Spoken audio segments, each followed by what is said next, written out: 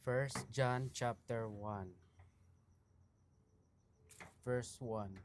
That, King James, that which was from the beginning, which we have heard, which we have seen our eyes, with our eyes, which we have looked upon, and our hands handled of the word of life. Sino yung titukoy dito?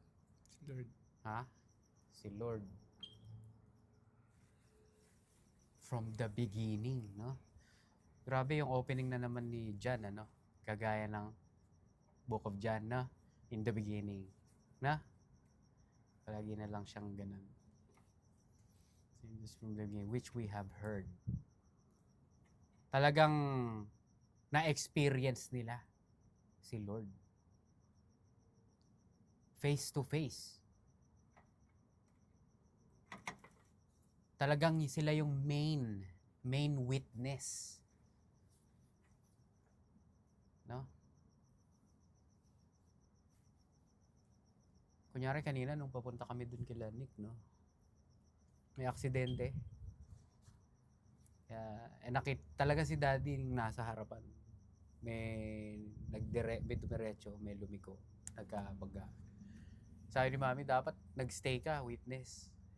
Di ba? Pupunta na kasi magla-lunch na. Di ba?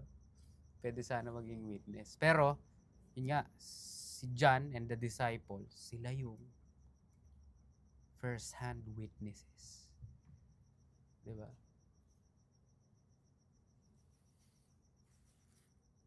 Sila yung kauna-unahan. Sila yung talagang convinced, syempre, di ba? They were with Him.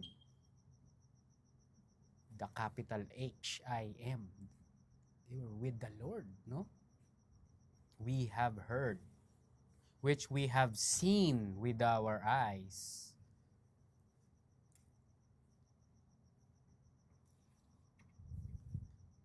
Pero yung sumunod, which we have looked. So ano difference, no? Seen and looked. Yung Greek word na to, yung sa looked, ang sinasabi dito is Observe. naintindihan talaga. Pinaniwalaan talaga. Convinced talaga sila. Yun yung meaning nun.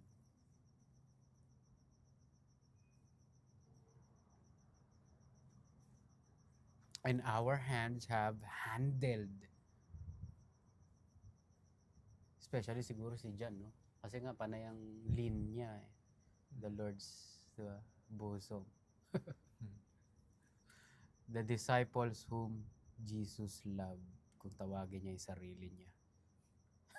Si John talaga. No?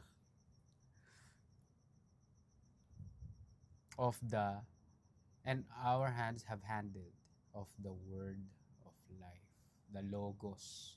Yun yung Greek word ng word. Logos. Ibig sabihin nun, si Lord. Diba? Capital, no? Kita mo? Capital yung W. Sa ESB, hindi. Sa ESV, hindi. Sa King James capital. Ah. It's talking about a person. The Word. Si Lord yun eh. The Word. The Word of life. Diba? Sa John chapter 1, no? Minention na naman niya, no? Yung Word. John chapter 1, verse 1. Basahin mo, Jay. King James. John chapter. King James. In the beginning was the Word, and the Word was with God, and the Word was God. Capital yung W, no? The Word was God. Si Lord yan. The Word, the Logos. The capital L, Logos. Verse 2, for the life was manifested or revealed, and we have seen it, and bear witness, and declare unto you that eternal life which was with the Father and was manifested unto us.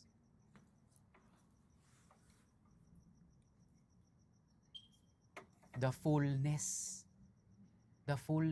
of deity, eternal life. Grabe. That eternal life which was with the Father and was manifested unto us. Grabe, can you imagine yung time na yan? Si Lord lang yung may eternal life na nung pumunta siya, no? Sa earth. Ah, wow. Imagine niyo yan. If eternal life has a physical form, no? That's the Lord. Bless ka nang makita siya. Oo. Can you imagine? Kunyari, mga tao, napakadali nilang i-idolize yung mga celebrity. It's just a mere flesh. Flesh and bones. Di ba? Si ano, nakita ko si... Kunyari, mga tao. Si Taylor Swift. Nakita ko si Brad Pitt. Nakita ko si Denzel. Nakita ko si Chris Hemsworth. Nakita ko si Captain America in person. Nakita ko yung favorite na singer. Yung paborito kong group. Di ba? Baliw-baliw na yung mga tao, no? Sila dyan. Nakita namin yung eternal life himself. God. Oh my goodness, dude. Grabe. What a blessing sa kanila. They've seen it. They believed him. They've held him with their hands. Grabe. 3. That which we have seen and heard, declare we unto you, that you also may have fellowship with us. And truly, our fellowship is with the Father and with His Son. So, grabe, no? Thank God for them, no? For the disciples. Can you imagine the disciples don't want to do their job? May asawa ako eh. May family ako. No? Imagine nasa tao-tao lang. Paano naman tayo? Diba? Siyempre, ang gusto nating maging witness ng katotohanan, yung first-hand witnesses. Diba? Hindi yung mga second, third generation witnesses pa, no? Gusto natin mismo yung talagang kagaya nila Thomas, na talagang nailagay nila yung daliri nila sa butas ng kamay ni Lord, no? Tagiliran ni Lord. Sila, di ba? Ayun. Oo, si Thomas. Thomas, lagay mo yung ano mo dyan. Diba? Stop, tigilan mo yung unbelief, but believing, di ba? Sabi ni Lord, blessed are you because you have seen me, na? And you have believed. Sabi ni Lord, blessed are those Who did not sin yet believe. Oo, those who believe yet did not see, don't see. Sino yung tinutukoy niya doon? Di ba? Tayong mga future believers. Si Thomas yung to see is to believe type eh. Diba? Siya yun eh. Unless makita ko yung kamay niya at kanyang may butas. Nag-make effort talaga si Lord, di ba? Tumagos siya sa pader sa Acts. Sa John. Tumagos talaga, pumasok siya eh. Nakalagay doon, nakalock na yung mga pinto nila eh. Grabe, ganun niya kamahal si Thomas. Thomas, para maniwala ka. Halika. I-grant ko yung kagustuhan mo. I want you to believe. Pagmamahal ni Lord, di ba? Hindi niya sinabing, you know what? Gusto mo, bahala ka. Bahala ka mag-generate ng faith, ng belief, ng tigas mo. Lumakad na ako sa tubig, nagpakain ako ng marami, nagre-resurrect ako ng mga patay. Hindi ka pa rin naniniwala. Sabi nga sa Bible, the Lord loved them to the end. Tumagos pa sa sa pader o sa pinto. Diba? Verse 3. That which we have seen and heard declare we unto you, that ye also may have fellowship with us. Yung fellowship dyan, grabe. Sobrang, Intimate. oo. Koinonia, yung Greek word. Common yun, di ba? Everybody knows that. Fellowship. Ang Greek word, grabe. Ano yung sinabi mo? Intimate. Intimate. Napaka-intimate. Ito yung meaning ng mga Greek word niyan. Meaning, communion. Partnership. Participation. Pero alam mo, may isa pang word dito na is crazy. Sobrang intimate. Yung Greek word ng koinonia. Intercourse. Alam niyo yun, di ba? Grabe. Ganun ka yung ini-imply ng word. Ganun ka intimate. Intercourse daw. Yung Greek word. Koinonia. That ye also may have fellowship with us. Ganun, no? Paano mo gagawin yon? By believing. Yung mga believer, magiging kabilang. Fellowship na. They're gonna become one together. Kaya nga yung pinag-aralan natin last time, no? Magiging family na kayo. Tanda mo? Spiritually speaking, family na. Diba? Earthly, fleshly speaking, di ba, yung mga family natin, no? Yung mga kadugo natin. Yung mga angkan natin, mga kadugo. Di ba?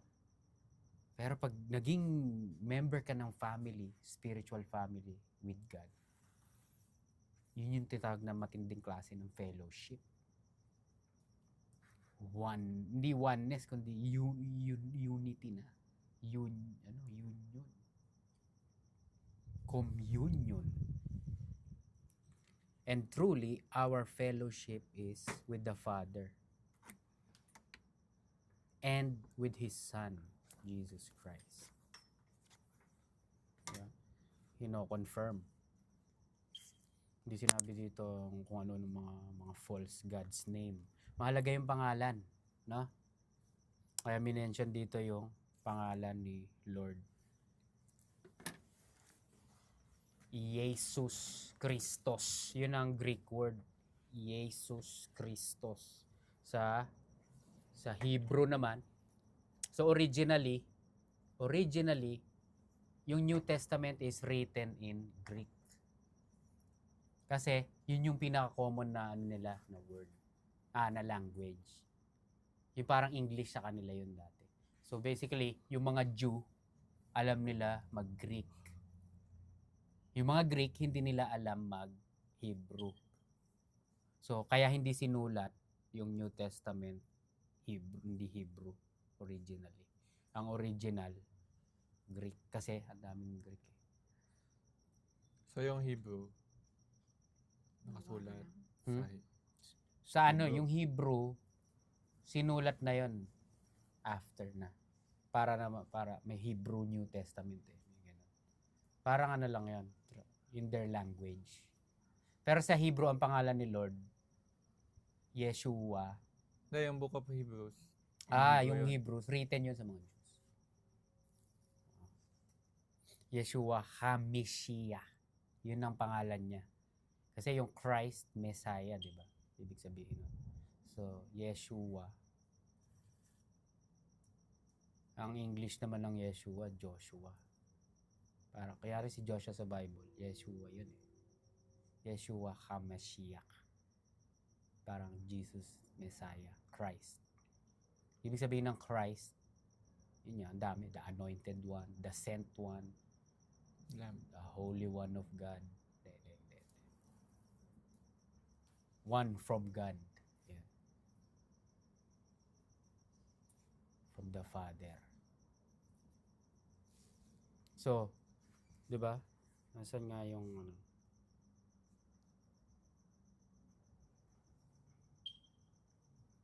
Sa Acts chapter 4:12. Basahin mo ESV. Acts 4:12.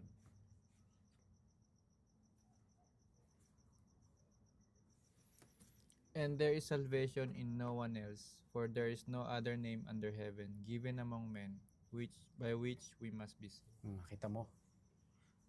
No other name under heaven. Hindi ka pwedeng masave kay through Paul, kay Peter, diba? O kay James, Andrew, o kay Barnabas, kay, diba? Through and by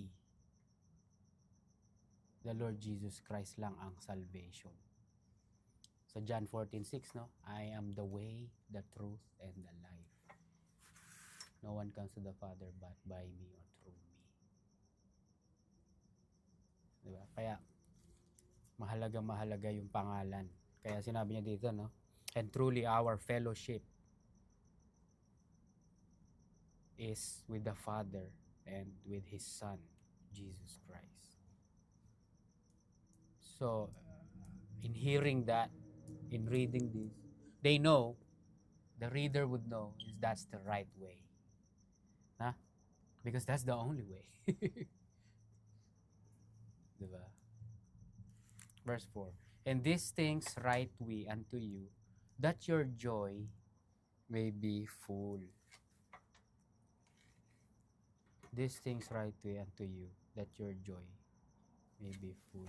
Para ma-establish at maging firm yung faith na mga believers, di ba?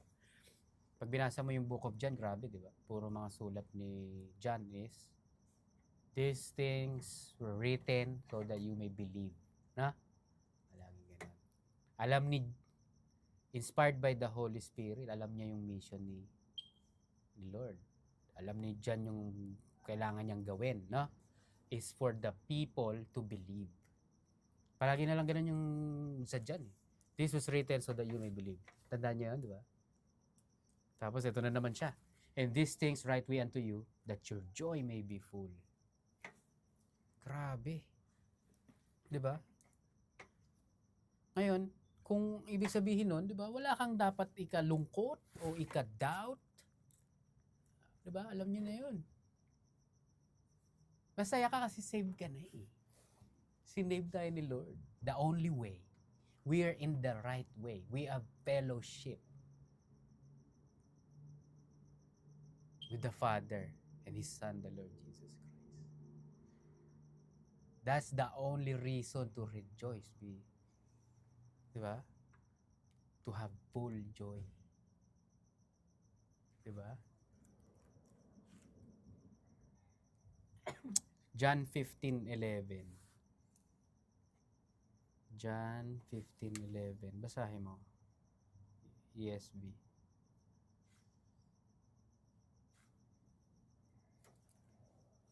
These things I have spoken to you, that my joy may be in you, and that your joy may be full. These things I have spoken unto you. The gospel, basically. The truth. Diba? See? Red letter yun, no? Spoken by the Lord. Tapos, parang inuulit lang ni Lord yung sinabi inuulit lang ni John yung sinabi ni Lord dito sa 1 John 1:4. Diba? Kasi isa sa mga fruit ng Holy Spirit is, ano, Jay? Love, Ano pa? joy. Joy. Diba? Isa sa makikita mo na the professing Christian is filled with the Holy Spirit is kung may joy. Diba? Kasi if the professing Christian is filled with joy, you know, his faith is in the Lord. Immovable yung ano niya, yung joy niya. Diba? Yung treasure niya, wala dito sa earth. No? Sabi yun, diba? Nasa heaven yung treasure niya. Diba? Ang treasure niya si Lord. Established na siya doon, firm na siya doon. Diba? Walang makakauga o yanig o destroy ng joy natin kung believer ka. Diba? Kaya isa sa fruit ng Holy Spirit, makikita mo, joy. True joy. Diba? Hindi lang yung joy na sasabihin ng tao, ako pera eh. Sa akin pera. Sa akin yaman. Sa akin material na bagay. Yun ang joy. Diba? Works of the flesh yun. Diba? Earthly ka. Earthly. You're walking in the flesh. Diba? Pwede ba maging ano yun? Pwede ba maging sabay? Bakit hindi? Ang joy is nasa yaman, at the same time ang joy na kay Lord. Pwede ba yun?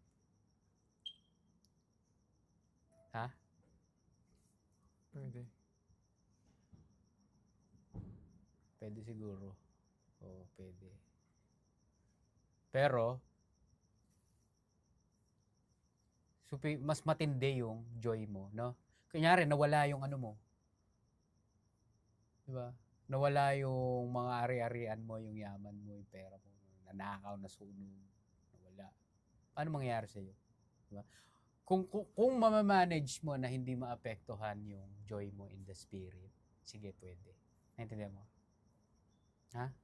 Pero kung pag nawala yung mga earthly possessions mo, tapos nayanig din yung faith mo kay Lord, yung joy mo naapektuhan din spiritually speaking, di ba? Ano yun, nagara. Di ba? Wala ka talaga ng tunay na joy na fruit of the Holy Spirit. Wala. Ang tunay na joy mo, yung physical, yung mga material things mo. Diba? Anything earthly. Things of this world. So in a way, good luck. Kaya mo bang anuhin niya? Pero may certain things na nakakapagpaligaya sa atin dito. No? Pwede nating gawin yun in a way siguro. Tayo na alam natin yung sovereignty ni God eh. 'Di ba? So, with that, alam natin sa Kanya lahat galing. So, I think para sabihin pwede is at the same time to acknowledge kung kanino galing yun. No? Kunyari, meron tayong Job style. Job Oo, style. para si Job, no? Na-bless si Job ng maraming possessions eh. Livestock and everything, di ba? Kids, di ba? Pero alam niya kay Lord yun, no? Magkakaroon ng error kung ano, no? Kunyari, may mga tao nagsasabi, I worked for this. Ako ang nagtrabaho dito para mabili ko tong kotse na to. Diba? May ganun eh. Hindi naman walang kinalaman si Lord dyan. May ganun. Ako ang nag-ano nito. Diba? Hindi nila na-acknowledge yung si Lord na nagbibigay. Diba? Totoo naman yun eh. Totoo yun. Diba? We believe the Lord is sovereign and sabi sa Bible, all good things comes from Him. Diba?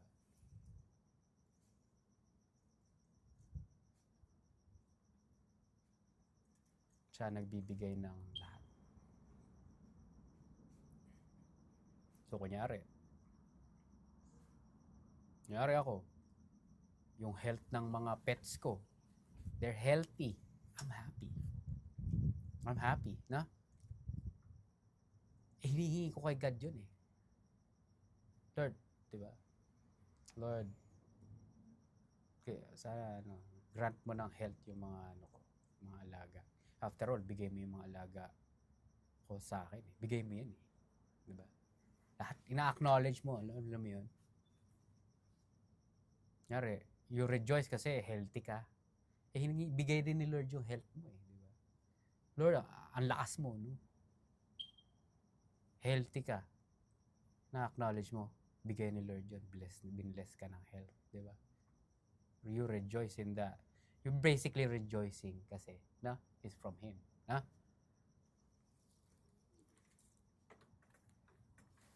Five. This then is the message which we have heard of Him, and declare unto you that God is light, and in Him is no darkness at all. God is light, and in Him is no darkness at all. Yung ibig sabihin nito, nung time kasi nila, sinasabi nila na you can't really know God. Hindi si God yung being na i-disclose niya yung kung sino siya. No.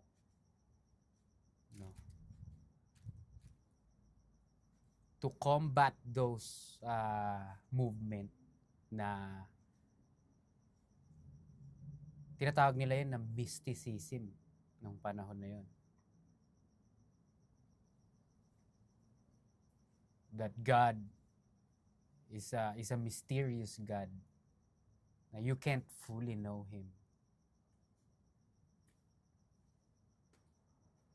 Ayan, kaya sinabi dito that God is light and in Him is no darkness. Yung darkness na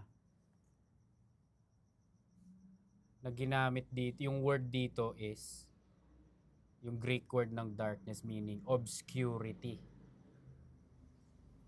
Pag tinignan mo yung meaning ng obscurity, the state of being unknown, inconspicuous, or unimportant. Ito, the quality of being difficult to understand. A thing that is unclear or difficult to understand. Yun ang ibig sabihin ng darkness, yung Greek word nun. So, hindi ganon. Ang sinasabi dito, no? God is light, and in Him is no darkness at all. This is speaking to the believers, no? Sinasabi na you can. Balik tayo sa verse 3, no?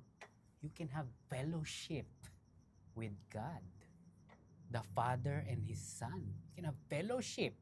You can have union. Even, grabe, yung meaning pa na intercourse. Nakita mo yung intimacy nun. Talagang di ba? Fellowship. So to say na na difficult to understand, unclear, that's darkness talk. God is not like that. Diba? Maling interpretation yan, yung interpretation na if God is good, why is there evil? Ibig sasabihin, there's evil, there's darkness in God. Hindi yun ang interpretation ito. Ang interpretation ito is yung obscurity, yung darkness. Kasi nga may movement ng mysticism na si God daw na you can't come to Him. You can't know Him. No way. God is too big. No one can, fully know Him. You can know that about God. That's not true. You guys are inventing things about God. Di ba? Sinabi ni John, dude, you can have fellowship with Him. No? If you believe, He will reveal Himself to you. Di ba?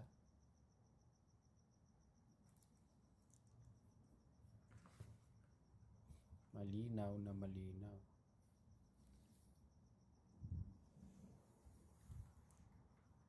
Verse 6. If we say that we have fellowship with Him and walk in darkness, we lie and do not the truth. Nakita mo yung paggamit nung nung verse, combination ng verse 3 at saka ng 5. Fellowship at saka tapos darkness at the same time. If you're claiming to be like that,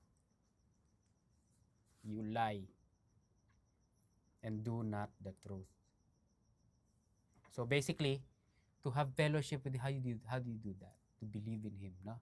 Pero hindi mo pwede sabihin, I'm a believer, no? Pero at the same time, naniniwala ka dito sa mysticism. Naintindihan mo? Ano? So, yung darkness sa 6 pareho ng Mhm. darkness sa 5. Mhm. Hindi darkness na Sasabihin na, ang common interpretation yung darkness is, works. sinning, no? Sasabihin ng modern preaching, hindi pwedeng believer ka tapos nasa darkness ka, nagsisin ka, no? No. Those are darkness talk, kung tawagin. Those are false brethren talk. So, tinatawag nila yon wolf talk. If we say we have fellowship with Him and walk in darkness, we lie and do not the truth. Ano ibig sabihin ng darkness? Yun ang unang tanong. No? 2 Corinthians 4:4. 2 Corinthians 4:4. Babasahin ko, ESV. In their case, the God of this world has blinded the minds of the unbelievers to keep them from seeing the light of the gospel of the glory of Christ, who is the image of God. So, this is darkness right here. Hindi mo makita, to keep them from seeing the light. Hindi ka pwedeng nagke-claim ka na fellowship with light, no? Tapos may darkness. May obscurity. No? Hindi pwede.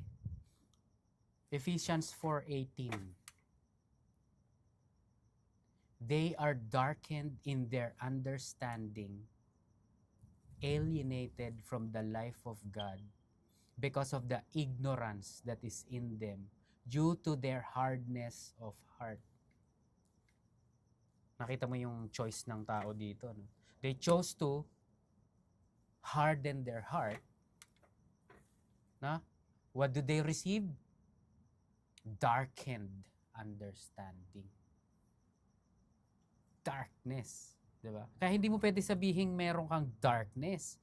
Tapos at the same time, sasabihin mo, believer ka. Kunyari, I'm a believer. I believe in the Lord Jesus Christ. But I don't think He's God. I don't think He's just the Son. That's darkness talk. Diba? No way.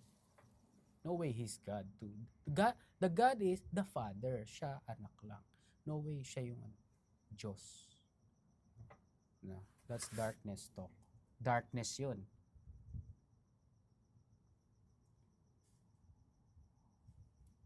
Romans 1. Familiar to, no? Romans 1:28. And even as they did not like to retain God in their knowledge. Nakita mo?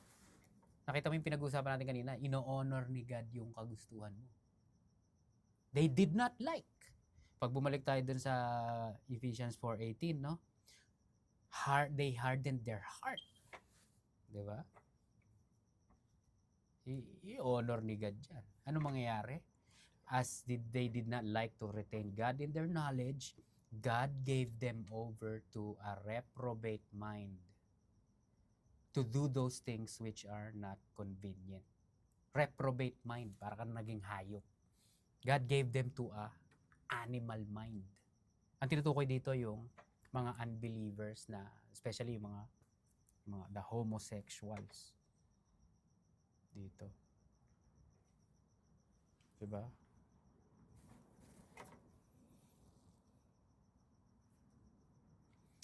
John chapter 3:19.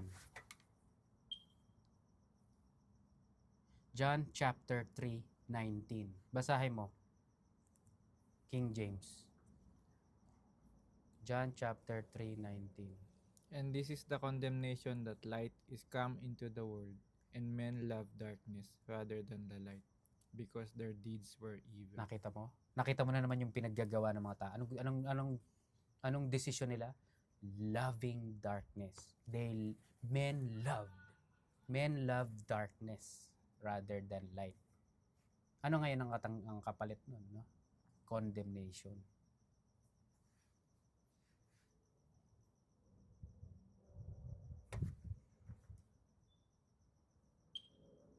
Deuteronomy 28:28. Basahin mo, 28:28. Favorite verse nyo yan, Deuteronomy 28. 28:29, basahin mo King James. And thou shalt grope at noonday as the blind gropeth in darkness, and thou shalt not prosper in thy ways. And thou shalt be only oppressed and spoiled evermore, and no man shall save thee. 28. 28. The Lord shall smite thee with madness and blindness and astonishment of heart. Nakita mo? And blindness. Tapos yung following verse, thou shalt grope in dark. Mga ganyan kayo, oh, no? Ang dilim eh.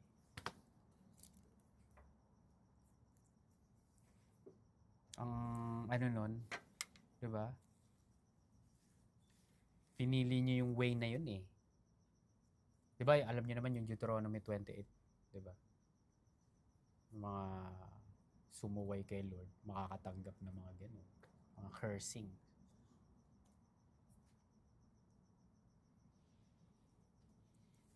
So, ito. Acts 26:18. Acts, basahin mo ha. Acts 28:18. Acts 28:18. Who, when they had examined me, would have let me go, because there was no cause of death in me. 26 pala, sorry. 26. 18. 26:18. Acts 26:18.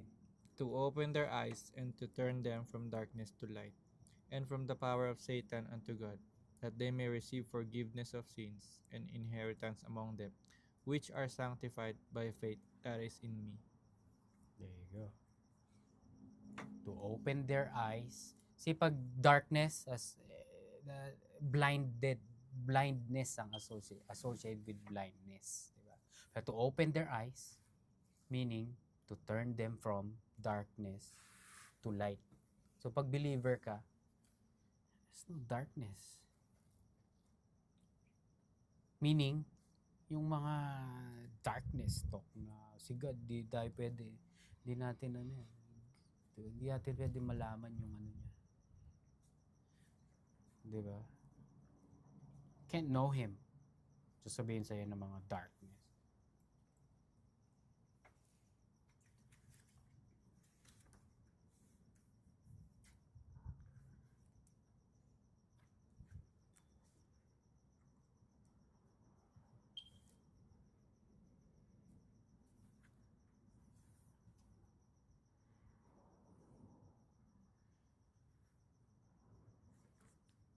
Grabe oh. Meaning ng mysticism. Mysticism examples include, but are not limited to, the chanting of mantras, meditation, and prayer. The observable behaviors displayed by one acting as a religious mystic include other actions that would provide the individual with an experience where the person feels a oneness or union with the divine.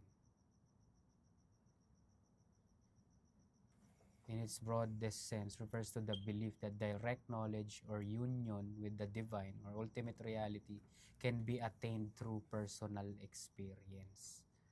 Si ganito din yung mysticism. Hinahalo nila to sa light, sa truth. Diba? Kailangan ka maging special para kung gusto mo siya malaman, no? Ito ang way. Okay. The only way we can know God is through the Word, no? Through the Word, by the Holy Spirit. Kasi without the Holy Spirit, no? Hindi natin maintindihan to. Kailangan ng Holy Spirit. By Spirit and by truth. Diba? 1 John 5:20. 1 John 5:20. Basahin mo, Jay. ESV. 1 John 5:20. ESV. Ah, And we know that the Son of God has come and has given us understanding, so that we may know him who is true, and we are in him who is true. mm, In his Son, Jesus Christ, he is the true God and eternal life. nakita mo? God gives us understanding. See, the only reason na intindihan natin to is because of Him. He gave us understanding. So, glory sa Kanya alone. Diba? So, also, meaning, pwede natin maintindihan. There could be light. Nakita mo yung symbol ng understanding sa mga palabas? Ano? Ano symbolo nun? Kunyari may nagpop up, naintindihan. Ilaw. Ha? Ilaw. Diba? Ting, bumbilya. Diba? Understanding. Light. Yun ang ano nun. Diba? We can understand. Because God is light. Diba? We can have fellowship with Him. No? Hindi pwedeng may light tapos darkness. Hindi pwede. Hindi pwedeng ganun. May obscurity. Diba? Walking in the light means walking in the full understanding of God. Accepting biblical facts as truth. Yun yung mga ano nun. Accepting that or believing that I'm a sinner saved by grace. Diba? Walking in the revelation through the word. Walking in truth. Yun yung ibig sabihin ng mga walking in the light. Diba? Kaya ngayon mamaya sasabihin. Verse 7. Ay, teka. Romans 2, 7 and 8. Basahin mo. Dito to sa ano, no? Teka lang, basahin natin uli yung 1 John 1, 6, especially last part. If we say that we have fellowship with Him and walk in darkness, we lie and do not the truth. Do not the truth. Ano sabi sa ESV? Do not practice the truth. Mas maganda siya. So how do you practice the truth, no? Diba? Mga associated verses, kunyari Romans 2, 7, 8. Tingnan mo nga, basahin mo. ESV. ESV. To those who by patience in well-doing seek for glory and honor and immortality, he will give eternal life. But for those who are self-seeking and do not obey the truth, but obey unrighteousness, there will be wrath and fury. Obeying the truth.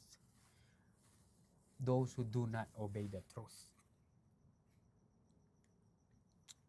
2 Thessalonians 2:11 and 12. Basahin mo. 2 Thessalonians 2:11 and 12. Therefore, God sends them a strong delusion, so that they may believe what is false, in order that all may be condemned who did not believe the truth, but had pleasure in unrighteousness. Nakita mo? They did na yung choice na naman nila, no? They believed, ano? Yung What is false, what is false? Ano pa? in order that all may be condemned who did not believe in the truth, but had pleasure in unrighteousness. They did not believe the truth at saka they have pleasure in unrighteousness. Ano ang matatanggap nila? Darkness. Strong delusion, ano daw? God will send them. That they may believe what is false. Oh, tamo. Ayun ang kapalit. Hardening na naman ng heart. Kasi, yun ang matatanggap mo eh. In-honor na naman ni God yung ano mo. Oh, you don't wanna believe, tapos you love unrighteousness. Oh, eto kapalit. You will believe. Ayaw mo you don't wanna believe truth. Eto ngayon. You wanna believe lie? Here you go. Is there unrighteousness with God? God forbid. Nay. Diba? Gusto nyo eh. Diba? Gusto nyo yan eh. Huwag mo sabihin ano siya, di ba? You honored what you want. You loved unrighteousness. Di ba? 2 Thessalonians 1:8. 2 Thessalonians 1:8. In flaming fire, inflicting vengeance on those who do not know God and on those who do not obey the gospel of our Lord Jesus. So, how do you obey the gospel? Believe. You believe in the Lord. That's how you obey the gospel. Di ba? Sasabihin dati ng mga tao, obey the gospel. Ha? Isipin agad nila, works. No. God is commanding men to believe the gospel. How do you obey that? You believe the gospel. Simple. Yun yung sasabi ng Bible, the simplicity of the gospel. Diba? That's how you do not do the truth. Balik sa 1 John 1:6. And do not the truth. Diba? 7. But if we walk in the light, as He is in the light, we have fellowship one with another.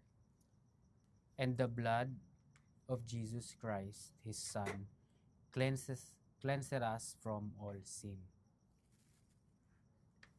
Ito mo. If we walk in the light, as He is in the light, we have fellowship one with another.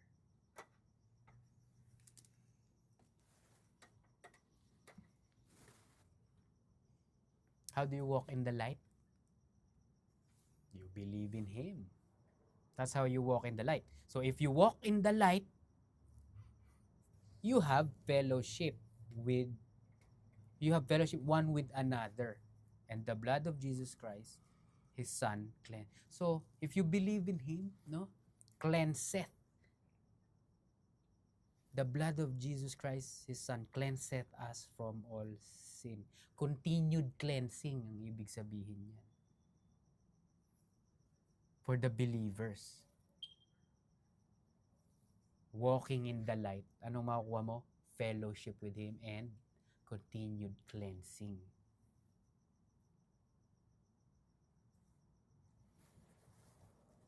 Diba? Hindi sinabing, but if we walk in purity, the blood of Jesus Christ cleanses us from sin. Pag ganun ang tema, works yun eh. If we walk in purity, the blood of Jesus Christ cleanses us from sin. Diba? You don't need cleansing if you are walking in purity, diba? Tama, diba? No, you just walk in how do you do that? Believe, accept everything about the truth. Diba? Receive the truth, the capital T, truth. Receive the word. Believe in the Son. That's how you walk in the light. If you do that, you have fellowship with the Lord. And His blood will keep you, ba? You'll be continually cleansed. Continued cleansing. Cleansed means keeps on cleansing. Punta ka Ephesians 5:26. Ephesians 5:26. Basahin mo. That He might sanctify her, having cleansed her by the washing of water with the word. Washing of water by the word. Diba? We have fellowship with the word. Diba? He gave us the understanding. So pag nag-study tayo, no, guess what? Naki-cleanse yung utak natin ng word. This is like a cleaning agent. The word of God. Diba? John 15:3.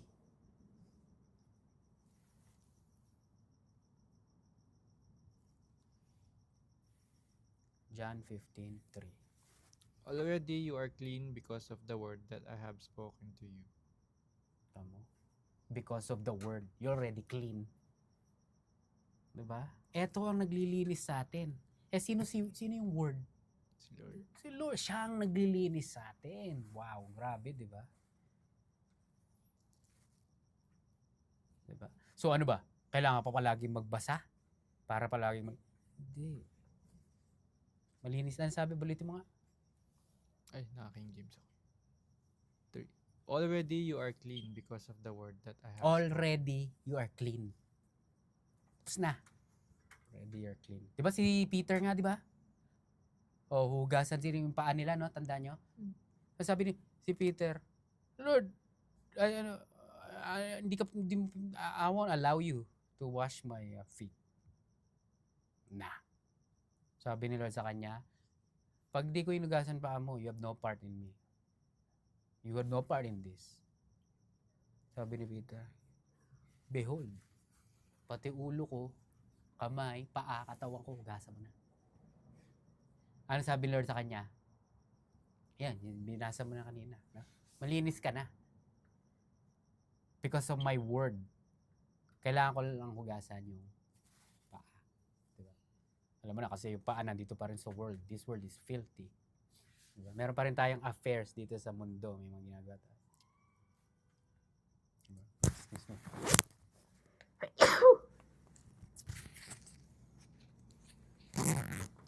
Ako sa mic pa malapit bumahing. 1 Corinthians 6:11.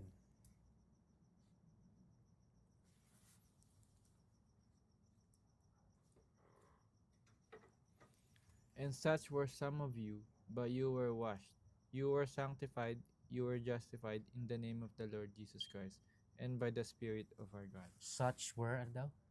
Some of you. Some of you. Tinutukoy yung such na yon is yung mga sinners, no? But, ano sabi?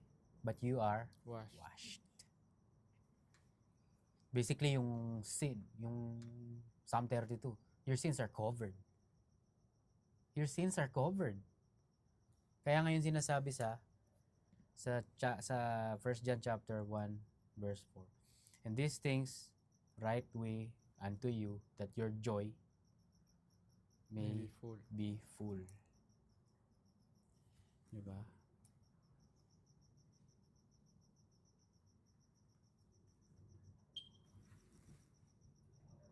Psalm 32 verse 1. Basahin mo.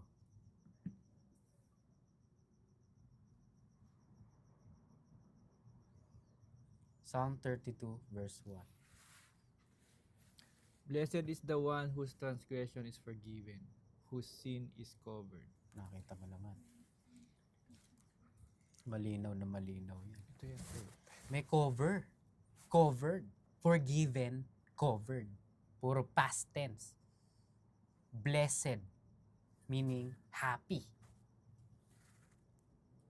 Diba? Covered na. May gagawin ka. You cannot atone for your own sin. You can't cover your own sin with your good works. You can't cover it with your own effort, with your own sacrifice. No, blessed ka na kasi covered ka na ng the blood of the Lamb. The blood of the Lord Jesus Christ cleanses you. Covered ka na ng blood. Blessed. Ano ibig sabihin, di ba? Happy is happy ka. Meaning, you have the reason to have that Joy. so-called full joy. The joy may be full. Grabe, no? Kaya kayong tinatanong ng mga Romans, shall we sin then? Di ba? Kasi, di ba? Shall we sin that grace would abound? Sabi nila. God forbid. Parang sinasabi nila, so pwede na tayo mag-sin? Oh. Kasi na-covered na pala itong mga gagawin natin. Insured tayo. Diba? No, God forbid, sabi ni Paul. Diba? That's another study. Pero, but that's stupid yun. Diba? Kaya nga pinag-aralan natin sa Galatians last time, di ba? Do not use your freedom, para gawing excuse yun, free ka na eh. Huwag mong gamitin yun, mag-take advantage. Kasi ano na naman yun eh, bumabalik ka na naman pagiging slave ng sin na naman. Diba? Dineliver nga tayo ni Lord from that eh. Dati, we can't say no to sin, no? We're slave to that. Ngayon, we can say no na. You make choices now if we want to sin or no. Yun ang difference. Dati, we're fully given into sin. No? Wala pa tayo, hindi pa tayo born again. Wala sa spirit, no? Pero pag Christian ka na, born again by the grace of God, new believer ka na, new creation, you can say no now. You can say yes. You can say no. Diba? Pag nag-no ka ba, may improve ba yung ano mo? Mapiplease ba yung si Lord, yung status ba ng salvation mo? No.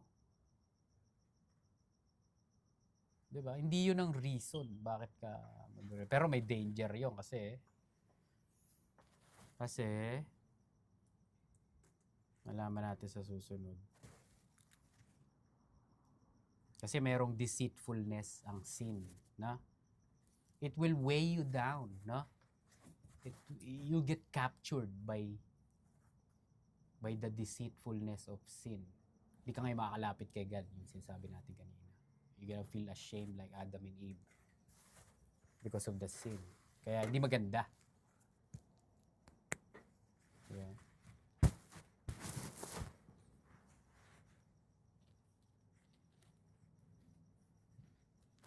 So, if you walk in denial of all these truths, that's walking in darkness. Diba? Kunyari, verse 8. 1 John 1:8. If we say that we have no sin, ayan, no? We deceive ourselves, and the truth is not in us. So, hindi mo pwedeng i-deny yung truth na sinner ka. I don't have a sin. I can't be. No, I'm not a bad person.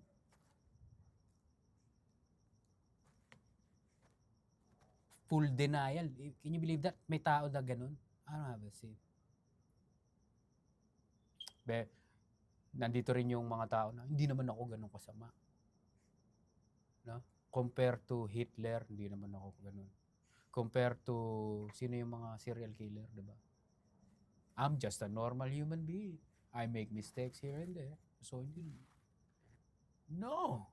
Dinideny mo yung fact na the only one who is perfect, holy, and righteous is God. The only one who is good, God. Na? Naintindihan nyo? Dinideny mo yun. Wala ka sin, no? No! Si God lang yung sinless. No? If we say that we have no sin, we deceive ourselves. Niloloko mo yung sarili mo. And ano pa? And the truth is not in us. It's not in you. Dahil base sa truth is, ano? We're sinners. That's a spiritual fact. That's a biblical fact. We're sinners. Only God is good. Only God is perfect. Only God is righteous. Salvation is only through God. I can't be without sin and then therefore I can go to heaven because I don't have a sin. No? That's darkness talk. The truth is not in you. Stop deceiving yourself. Stop thinking you're good. Stop thinking there's some good in you. Some. That's darkness talk. That's demonic. Earthly, fleshly, and demonic. Sa Bible, diba? Yan, verse 9. Teka. Sa verse 8. Hebrews 3:13. Basahin mo. Hebrews 3:13. But exhort one another every day as long as it is called today, that none of you may be hardened by the deceitfulness of sin. May danger din yung sin, no? It will deceive you, making you think, oh, I'm not worthy.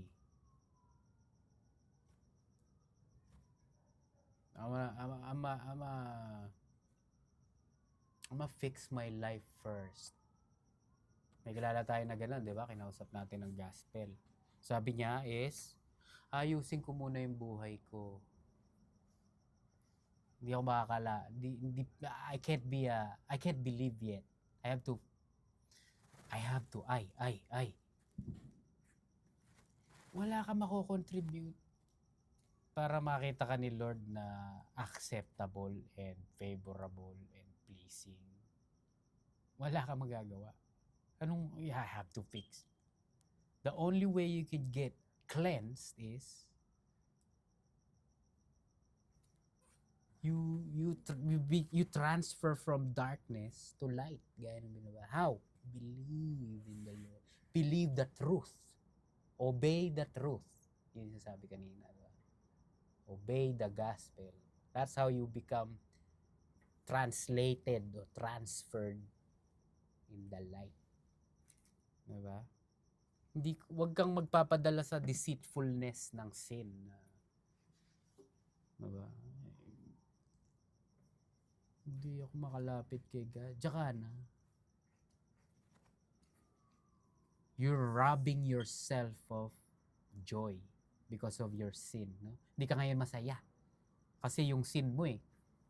Diba? Kaya ngayon di ba? Hindi maganda na living in sin. Kasi may deceitfulness ang sin eh.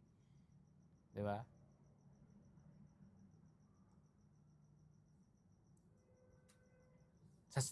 Ang magiging dala sa utak mo nun, ang dumi ko. Totoo naman eh.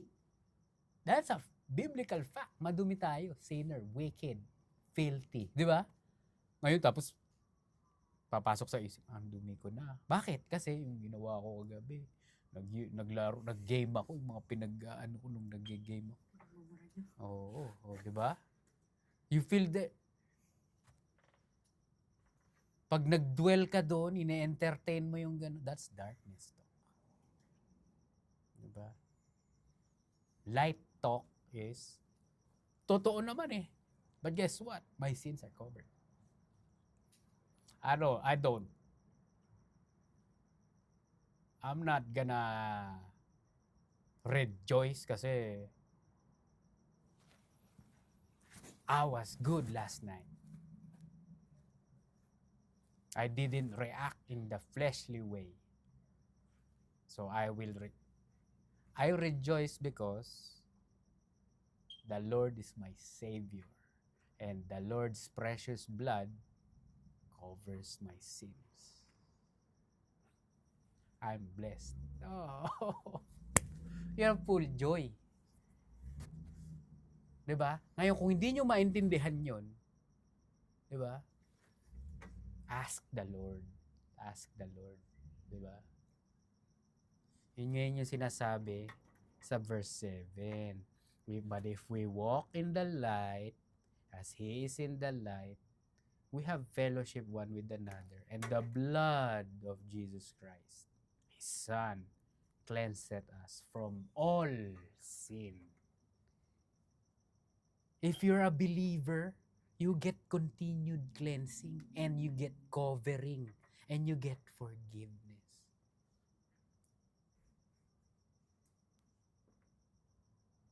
You do the truth, you obey the truth, you obey the gospel. What do you get? Cleansing, forgiveness, covering. You get the righteousness of God. You get the fellowship. Hindi sinabing, you have to be walking in purity. You have to do this and that. And pag ginawa mo to, you're in fellowship. You can get cleansing.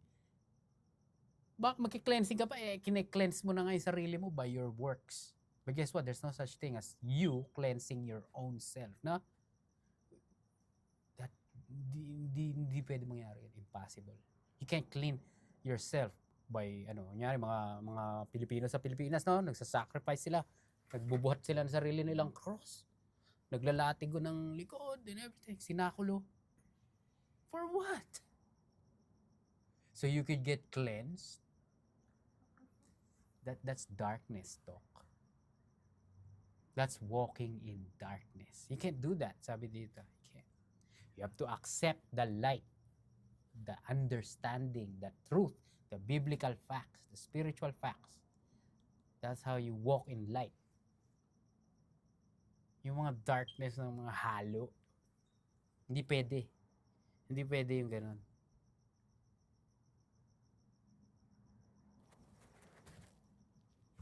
Verse 6, no? If we say that we have fellowship with Him and walk in darkness, we lie. Yun yung ibig sabihin nun. Hindi ka pwede mag-embrace ng mga darkness, ano? Diba? Dark things. Verse 8 ulit. If we say we have no sin, we deceive ourselves, and the truth is not in us. As long as we're in the flesh, this is a fact. Romans 7, 1-3. No? As long as we are in the flesh, we are going to sin. Basahin mo. Romans 7, 1-3.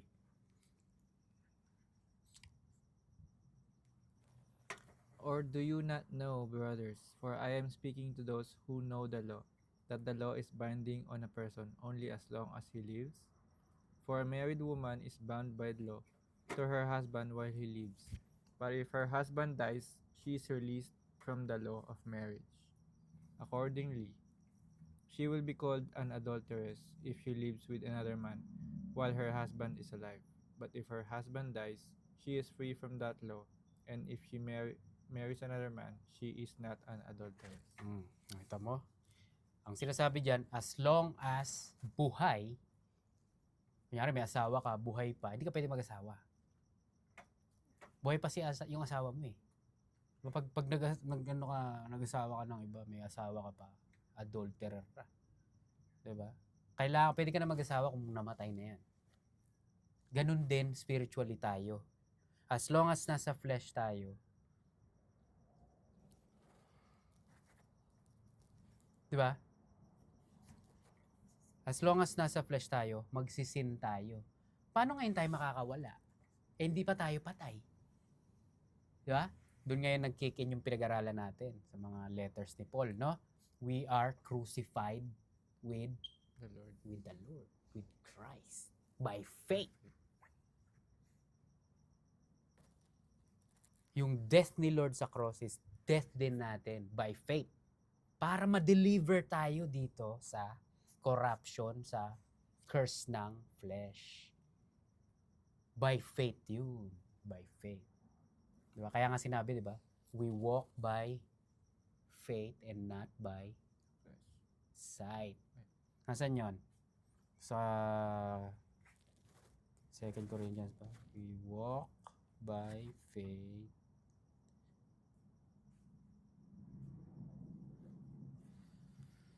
Second Corinthians 5:7. 2 Corinthians 5:7. For we walk by faith, not by sight. Diba? If it's by sight, then I want my body to die. I want to see my body. I want a out-of-body experience. I want to see my dead body so I could believe na patay na nga talaga ako. Wala na akong relation sa sinful flesh. No. By faith. I live by faith. So by faith, the death of the Lord is my death. Naintindihan nyo? Therefore, hindi na ako, in the analogy of Romans 7:1-3, hindi na ako married sa flesh. Pwede na ako ngayon mag-asawa ng iba. Pwede na ako sa spirit. Nakakita mo naman yung miracle na ginawa ni Lord. That's His way. That's the truth. Diba? Yun yung mahalaga, ibig sabihin. Diba? Verse 9. If we confess our sins, He is faithful and just to forgive us our sins and to cleanse us from all unrighteousness. Diba? If we confess our sins, He is faithful and just to forgive. Ano ibig sabihin ng faithful? Greek word is pistos, meaning trustworthy, trustful. Ibig sabihin, mapagkakatiwalaan mo siya. Kapag kakatiwalaan mo si Lord, papatawarin ka niya. You can trust Him. You can come to Him and confess. I'll forgive you. He's trustworthy. Meaning, yung faithful doon. He is faithful and just to forgive you of your sin. Faithful. Trustworthy. Trustful. Diba? Hindi ka pwede, hindi niyo ako papatawarin kasi grabe na yung nagawa ko this time eh. Kung ano-ano yung pinagsasabi ko kagabi eh. Diba? Hindi niya ako pwede ba? No. The Lord is abounding and full of mercy. Tender mercies. And He is just. Ano ibig sabihin nun? Fair. Diba? He made the means for men to be forgiven, no? He sacrificed Himself so that men can be forgiven. That's His justice. Therefore, for being just, for being fair, that's how He's gonna deal with us. His way. Oh, you want forgiveness? So do you believe my sacrifice? That is for you? Yeah. I'll forgive you. What a transaction. What a transaction. Full of joy ang kapalit nun. Grabe. Diba? Ngayon, bakit sabi kanina, cleansed na. Sabi forgiven. Sabi covered. Bakit ka pa magko-confess? Diba? Kasi yun yung design ni God eh. Diba? Even from the Old Testament, diba? May priest na. Because according sa Hebrews, Book of Hebrews, the Lord Jesus Christ is our high priest. Diba? Ang high priest, diba? Sila yung mediator. Sila yung nasa gitna. So, diba? Kasi minsan, tayo kapag meron tayong unconfessed sin, we feel bad, no? It weighs us down, no? It bothers us. Ngayon, we have a high priest. We can confess to Him. We can communicate our about our guilt. We can confess our sins. And guess what? You can trust Him, He'll forgive us. Ano sabi? Just to forgive us our sins and to cleanse us from All unrighteousness. all. Hindi all except walang all nga eh. 'Di ba? Oh, wow. 'Di ba? Ngayon, kapag lalapit ka sa Kanya na may doubt ka na baka hindi niyo ako mapatawad kasi grabe itong ginawa. That's darkness talk. That's foolish talking. Earthly, demonic, fleshly. No. Truly, fully believe in Him and what He can do because of who He is. He's the God of love after all. God of love to especially His people, His children. Hindi yun para sa lahat. Hindi naman lahat believer eh. Diba? Malinaw yung John chapter 3 dun. So, para sa mga believer, He is the God of love. He is the pardoning God. He is the forgiving God. Not for all, for His people, His children. Exclusively. Diba? Yung mga tao na hindi naniniwala, I don't believe in it, but I pray. I ask the man upstairs, the man above, I pray for forgive. Malinaw na malinaw binasa natin kanina, Acts 4:12. There's no other name under heaven given among men whereby we must be saved. The name Jesus Christ. That's how you walk in the light. You accept the truth about Him, who He is, what He's done, who you are, in light of the Scripture, as a mirror. I'll take that. That's walking in the light.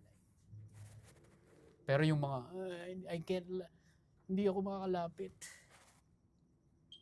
Kasi yung sin ko, may bago akong sin eh. That's not trusting in the Lord. You don't believe He's faithful and trustworthy to forgive. Nililimitan mo yung power niya. You're making Him small that He can forgive your sins. Who are you? Sorry hindi kita mapapatawad. Grabe ginawa mo. Hindi Di ako powerful. The power of my forgiveness is not the power. No. Forgive you of all unrighteousness. 10. If we say that we have not sinned, we make him a liar, and his word is not in us. Kita mo naman. Darkness talk to. Darkness talk, verse 10. Oh, di ba? I've not sinned.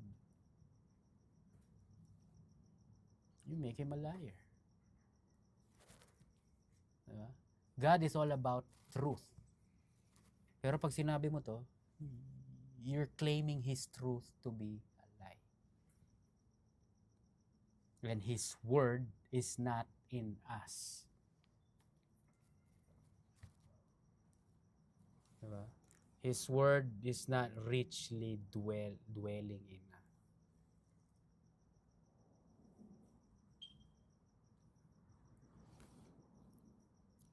Colossians 3:16. Basahin mo and then we're gonna close this. Colossians 3:16.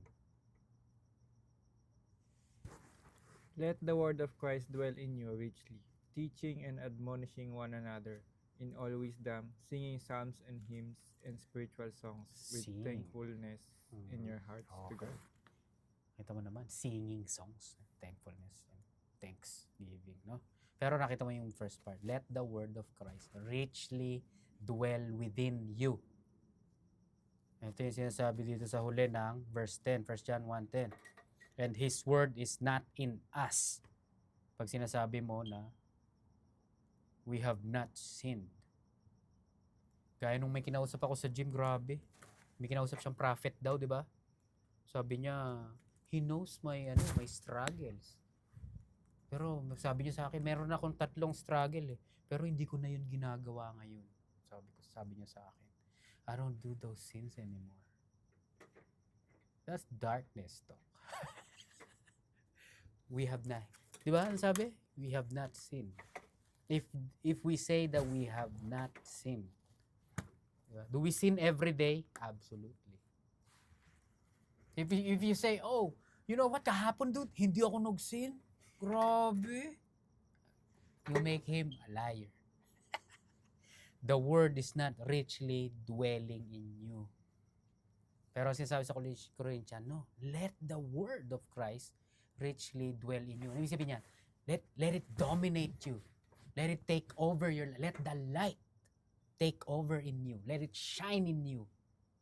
Na wala ng darkness sa'yo. Walang doubt. Walang unbelief. Diba? Walang darkness. Naintindihan nyo? Light. Kapag pag na-bless ka ni Lord ng ganon, through this, by the Holy Spirit, you get full joy. Joy in fullness. You get fellowship. Hindi pwedeng mag-mix yun. Hindi pwede. The same way you can't be believing and then having works, it's the same thing. You can't be having light or truth and darkness and lies at the same time. You can't be walking your professing Christian life with darkness, with obscurity, with uncertainty. Hindi ka sure, no? No. Naintindihan nyo? Kalokohan yun. Yun yung sinasabi dito. You still are in darkness. Repent. Repent. Repent from lies. Repent from darkness. You gotta be restored. Get in the light. Naintindihan nyo? Malinaw yun. Praise God. Basta.